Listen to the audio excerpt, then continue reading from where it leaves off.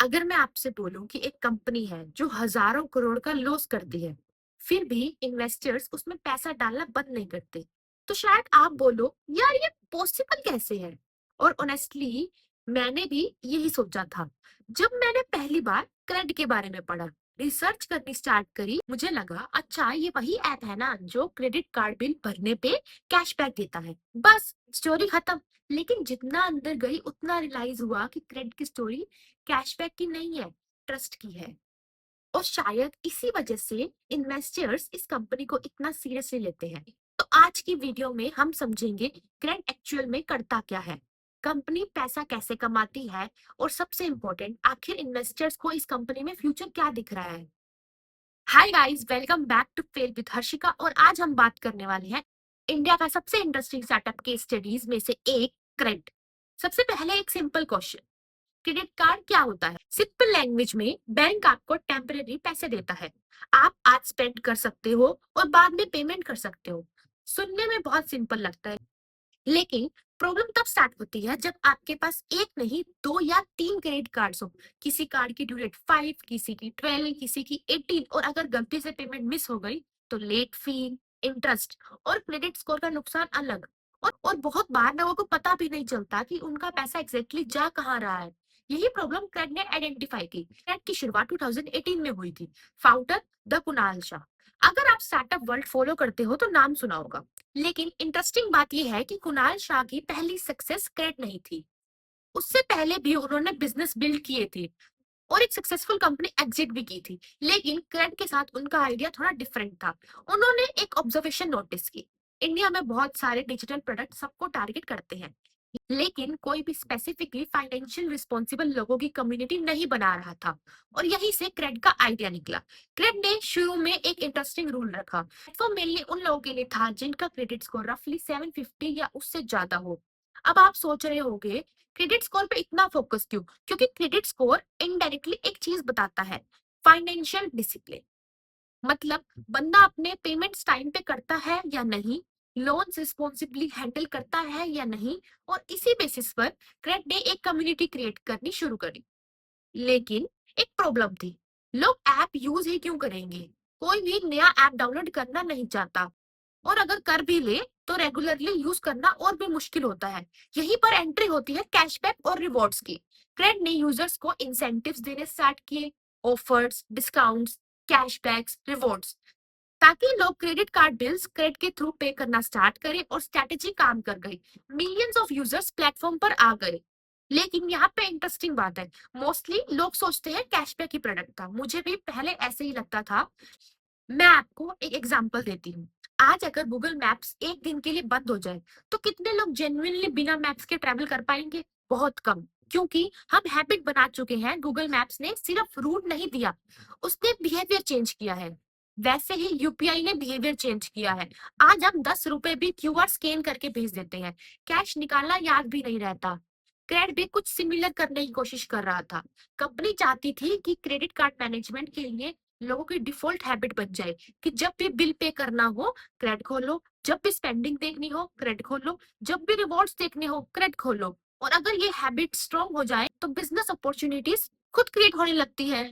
Now यहाँ एक और इंटरेस्टिंग चीज आती है, और ऑनेस्टली ये वो पार्ट है जो मुझे रिसर्च करते वक्त सबसे ज्यादा इंटरेस्टिंग लगा, क्रेडिट के एडवर्टाइजमेंट्स। आपने नोटिस किया होगा क्रेड के एड्स नॉर्मल फिनटेक एड जैसे नहीं होते।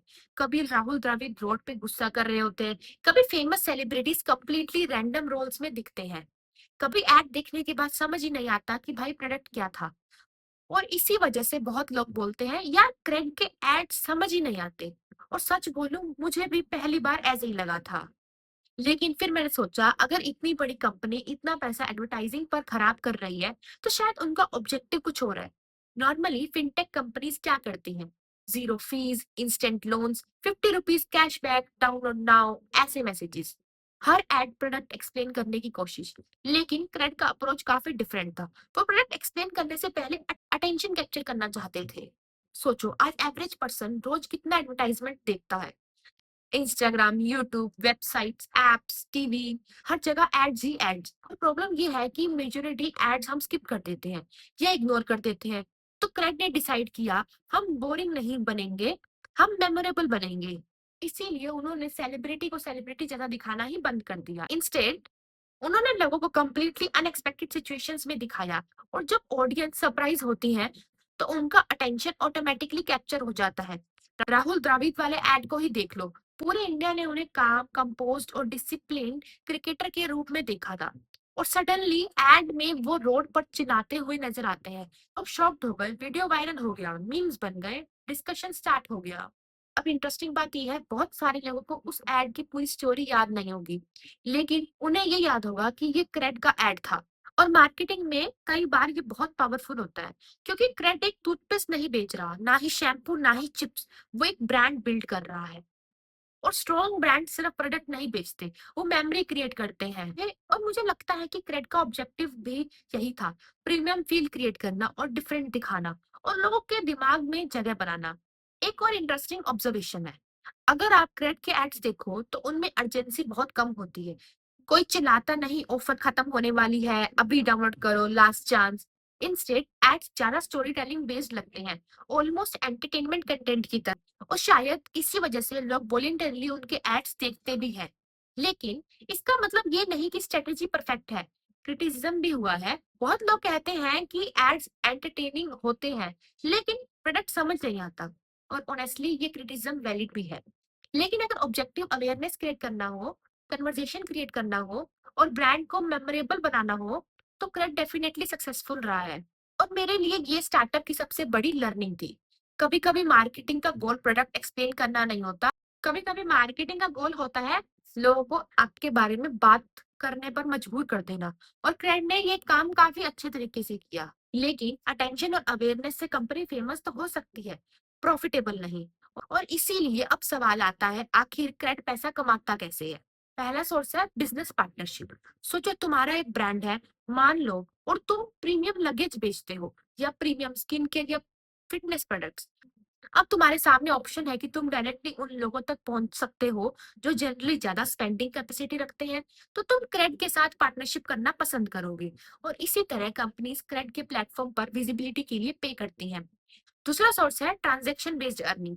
सर्विसेज पर कंपनी फीस अर्न करती है। एग्जाम्पल के लिए रेंट पेमेंट्स और कुछ फाइनेंशियल ट्रांजैक्शंस में प्रोसेसिंग चार्जेस लग सकते हैं। रिपोर्ट्स के अकॉर्डिंग कुछ ट्रांजैक्शंस पर अप्रोक्सीमेटली 1 से 1.5% तक फीस चार्ज की जाती है।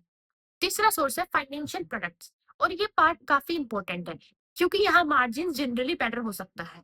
Loans, insurance, credit related products, referral income, commission income, ये सब फिनटेक कंपनीज के कॉमन रेवेन्यू सोर्सेज होते हैं।